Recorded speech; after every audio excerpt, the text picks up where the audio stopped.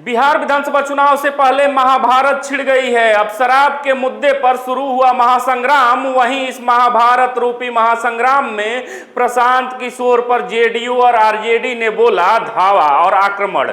दरअसल विगत दिनों एक बार फिर से जनसुराज पार्टी के संस्थापक प्रशांत किशोर ने बड़ा राजनीतिक बयान दे दिया है और कहा है कि अगर उनकी पार्टी जनसुराज बिहार की सत्ता में आती है तो शराबबंदी कानून को 1 घंटे के भीतर खत्म कर दिया जाएगा।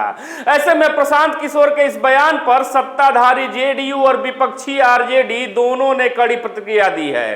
दरअसल शराबबंदी कानून को लेकर प्रशांत किशोर ने बड़ा दावा करते हुए कहा है कि बिहार में लागू शराबबंदी कानून पूरी तरह असफल रही है, क्योंकि लोगों के जीवन और समाज पर इसका सकारात्मक असर नहीं पड़ा, बल्कि अवैध शराब का कारोबार और बेतहाशा अपराध बढ़े हैं। ऐसे में उनका वादा है कि अगर जनसुराज को सरकार बनाने का मौका मिलता है तो उनकी कैबिनेट की पहली बैठक में ही इस शराबबंदी कानून को खत्म कर दिया जाएगा।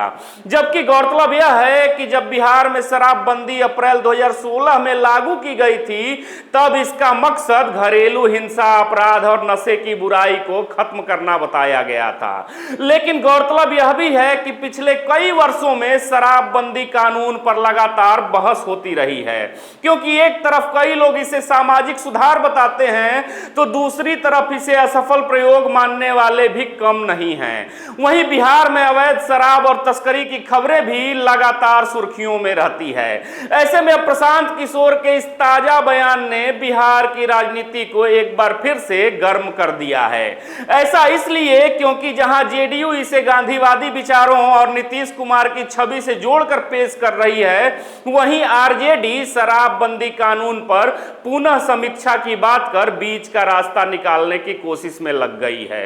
बहरहाल आपको बता दें कि अब नीतीश कुमार की पार्टी जेडीयू ने प्रशांत किशोर के इस बयान पर तीखी प्रतिक्रिया दी है, क्योंकि जेडीयू नेता खालिद अनवर ने कहा है कि शराबबंदी मुख्यमंत्री नीतीश कुमार का ड्रीम प्रोजेक्ट है, जिसे गांधीवादी विचारधारा से प्रेरणा मिली थी। वहीं जेडीयू के कई प्रवक्ताओं ने भी तंज कसा कि प्रशांत किशोर को पहले अपने झंडे से महात्मा गांधी की तस्वीर हटा देनी चाहिए, क्योंकि एक तरफ प्रशांत किशोर महात्मा गांधी का नाम और तस्वीर का इस्तेमाल करते हैं और दूसरी तरफ वह शराबबंदी खत्म करने की बात करते हैं, जो पूरी तरह से गांधी के विचारों का अपमान है, विरोधाभास है। इतना ही नहीं, अब जेडीयू के बाद आरजेडी ने भी प्रशांत किशोर पर निशाना साधा, लेकिन बिल्कुल अलग अंदाज में, क्योंकि आरजेडी नेता मृत्युंजय तिवारी का कहना है कि शराबबंदी कानून की शुरुआत महागठबंधन सरकार ने की थी और यह जनता की मांग पर लाया गया था, लेकिन जब बाद में नीतीश कुमार के पलटी मारने पर एनडीए की सरकार बनी तो इसके सफल क्रियान्वयन में कई खामियां रह गईं और यह कानून विफल साबित हो गया। वहीं आरजेडी नेता तेजस्वी यादव ने भी कह डाला कि अगर उनकी सरकार सत्ता में आती है तो शराबबंदी कानून की पुनः समीक्षा की जाएगी, ताकि यह देखा जा सके कि इसे किस तरह प्रभावी बनाया जा सकता है।